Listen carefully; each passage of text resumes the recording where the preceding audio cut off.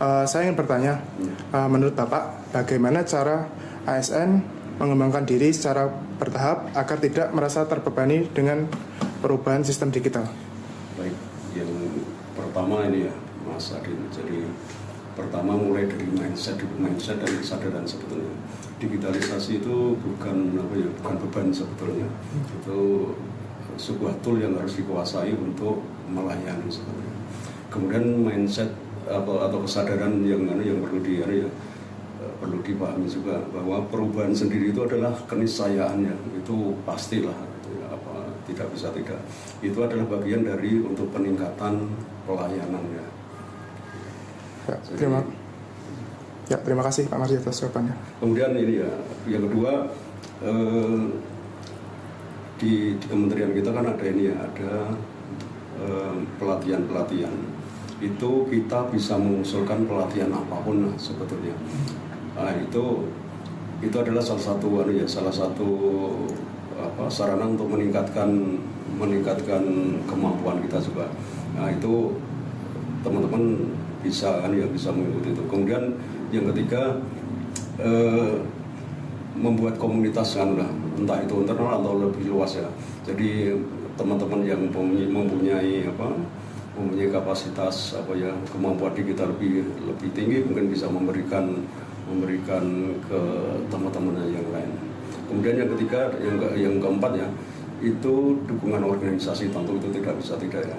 Itu zaman sekarang itu atasan kita itu tidak seperti dulu lah, zaman dulu kita ngadep atasan itu seperti takut. Sekarang enggak, harusnya teman-teman bisa menghadap langsung, minta waktu untuk belajar, tentu tanpa mengurangi target pekerjaan yang diberikan dibebankan ke teman-teman. Kemudian juga teman-teman juga berhak sebetulnya mendapatkan prasarana untuk meningkatkan kapasitas. Barangkali saya kira itu aja sudah semua saya kira Mas Ari. Ya, terima kasih. Sebagai seorang ASN, terutama di tim survei umum Migas, kira-kira apa saja hal-hal yang Bapak harapkan untuk bisa mewujudkan smart governance, Pak? Kalau menurut pendapat pribadi saya ya, jadi ada beberapa hal. Yang pertama itu keterbukaan data ya, artinya data itu dapat diakses oleh masyarakat dan mudah diakses masyarakat untuk dimanfaatkan. Yang kedua itu kita mengaplikasikan dengan teknologi digital, artinya dengan teknologi digital ini kita harapkan data akan tersalurkan lebih akurat, lebih cepat dan efisien.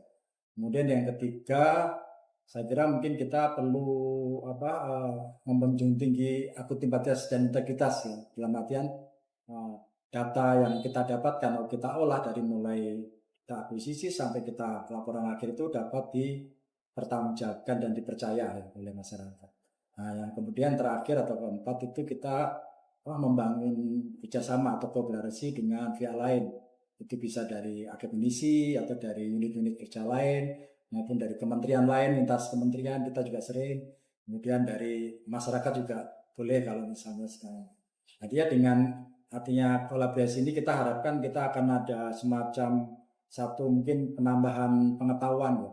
Bisa itu dalam bentuk transfer teknologi atau saling mengembangkan dari masing-masing pihak ya, dari pihak kita maupun dari pihak kolaborasi kita, sehingga hasil yang kita dapatkan itu akan memberikan manfaat yang lebih untuk masyarakat, khususnya di bidang gas dan minyak. Gas ya, oke. Terima kasih banyak Pak atas jawabannya. Terima kasih. Kalau menurut Pak Nur, seberapa penting sih Pak kemampuan digital di era seperti saat sekarang ini, terutama kaitannya dengan penyelidik bumi? Baik, dari sisi penyelidik bumi sebetulnya kita dibagi menjadi beberapa pengembangan, dari mulai perencanaan, kemudian hasil akhirnya itu harus ada publikasi. Di saat publikasi itu kita membutuhkan data-data digital yang kemudian nanti diolah dalam bentuk pemodelan, apakah itu dalam bentuk software ataupun dalam bentuk infografis yang mempermudah posisi kita yang sebagai representasi pemerintah, sebagai penyelidik bumi untuk menyampaikannya ke masyarakat. Jadi secara tidak langsung kemampuan digital kita ini sebagai perwakilan pemerintah itu dibutuhkan dalam khususnya untuk sosialisasi ke masyarakat secara umum. Ya Bu, untuk pertanyaan yang pertama, yaitu bagaimana Ibu memberikan pelayanan yang lebih proaktif, tidak hanya reaktif atau merespon dari pemohon-pemohon perizinan tadi Bu, di dalam pekerjaan sehari-hari. Oke. Jadi selama ini kita kan kalau misalnya ada pemohon ya mengajukan perizinan dokumen perizinan air tanah, itu kan kita memeriksa ya secara online melalui ASS. Nah, biasanya di aplikasi itu ada catatan terkait apa-apa saja berkas yang tidak sesuai. Nah, biasanya saya memberikan penjelasan yang saya harapkan pemohon itu mengerti, jelas, paham. Jadi seolah-olah kita memberi catatan itu kayak kita berdiskusi, bukan berdiskusi. Kita tuh berinteraksi langsung dengan mereka. Jadi bukan hanya catatan singkat kalau saya kasih. Terus yang kedua, biasanya kita itu ada kayak semacam Zoom klinik setiap hari Rabu jam 9.